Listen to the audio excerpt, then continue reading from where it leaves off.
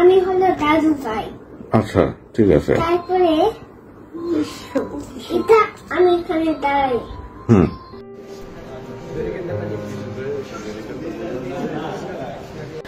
আসসালামু আলাইকুম। চ্যানেল আরে জেলা ও উপজেলা ভিত্তিক সংবাদে সবাইকে আমন্ত্রণ জানাচ্ছি। আমি নিশাত লাবণ্য। এই ঘটনার প্রতিবাদ জানাতে পোস্টে শেয়ার করুন। আপনি চুপ থাকলে পরবর্তী ভিকটিম হতে পারে আপনার সন্তান। বাংলাদেশ আজ আবারও কেঁপে উঠল এক নিষ্পাপ শিশুর কান্নায়। মাত্র 5 বছরের এক শিশুকন্যা, একজন অভিভাবকের চোখের মনি, ঘরের নিচে নিজেদের বিল্ডিংয়ে নিরাপত্তারক্ষী দারোয়ানের হাতে বিকৃত যৌন নির্যাতনের শিকার হয়। আচ্ছা, তারপর আরেক ঘটনাটা শুনবে? হ্যাঁ হ্যাঁ, বলেন তো। আচ্ছা, আমি আসছি। কেরানীগঞ্জের একটি আবাসিক ভবনে 5 বছরের একটি শিশু তার পরিবারের কাজের মহিলা ও বড় বোনের সাথে খেলতে নামে পার্কিংয়ে। সেই সুযোগে ভবনের দারোয়ান আব্দুল হাকিম তাকে ফুসলিয়ে প্রথমে কোলে নেয়, ঠোঁটে চুমু খায় এবং পরে তাকে জেনারেটরের পেছনে নিয়ে গিয়ে ভয়াবহ যৌন হয়রানি করে।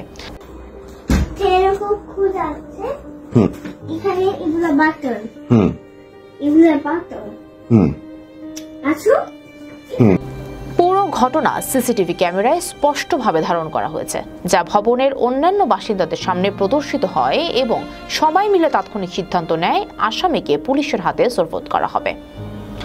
সিসিটিভি ফুটেজ প্রমাণ হিসেবে ব্যবহার করে কেরানীগঞ্জ থানা পুলিশ দ্রুত আসামিকে গ্রেফতার করে এবং মামলা গ্রহণ করে। এই ঘটনাটি কেবল শিশুটির পরিবারের জন্যই নয়, পুরো সমাজের জন্য একটি কঠিন দৃষ্টান্ত। দেখাচ্ছি, এই যে আসো, এগুলা হলো বাটন, এই যে এগুলা। ভিকটিমের মায়ের সাহসী অবস্থান। তিনি জানান, আমার মেয়েকে আমি ভেঙে পড়া শেখাতে চাই না, বরং গর্জে ওঠা শেখাতে চাই। ও যেন জানে ভিকটিম হওয়া লজ্জার কিছু নয়, অপরাধী লজ্জিত হবে।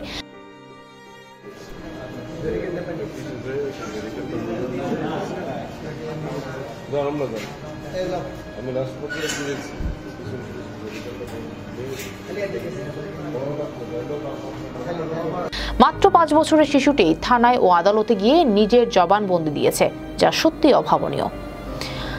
উল্লেখযোগ্য কিছু পয়েন্টে যেগুলো সবার জানা দরকার। এমন ঘটনাগুলোর শিকড় থেকে আগের ইতিহাসে আব্দুল হাকিম আগেও একই অপরাধে অন্য বিল্ডিং থেকে বিতাড়িত হয়েছিল। পুলিশ, বিশেষ করে 999 এবং কেরানীগঞ্জ থানা দ্রুত পদক্ষেপ জাতিকে আশ্বস্ত করে, সঠিকভাবে রিপোর্ট করলে বিচার হয়। কিভাবে দেখালো? একজন মা সমাজের ভয় না পেয়ে মেয়েকে সাহস দিয়েছে থানায় এবং আদালতে দাঁড়াতে। এটি আমাদের জন্য একটি উদাহরণ। কাজের মহিলা কেন ঘটনা গোপন করলো তা তদন্তাধীন।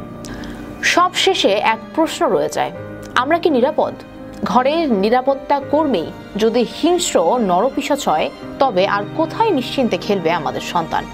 ভয় নয়, প্রতিবাদে বাঁচার পথ। শিশুদের পাশে থাকুন। নিশাত লাবণ্য, চ্যানেল আরে নিউজ ডেস্ক।